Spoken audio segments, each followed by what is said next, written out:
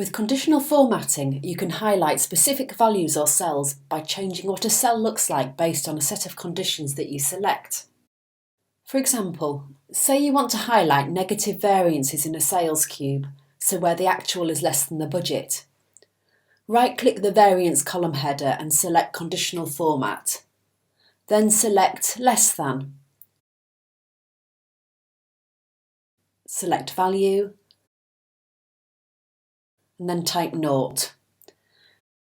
Now click the pencil and choose the highlighting that you want. I'm going to select a fill colour of red.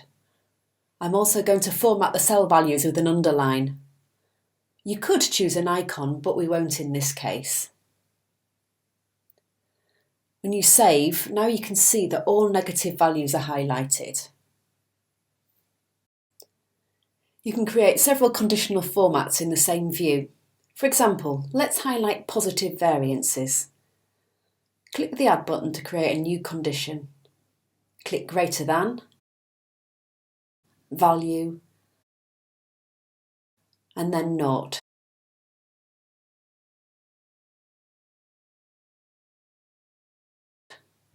Click the pencil and this time we will select the green icon.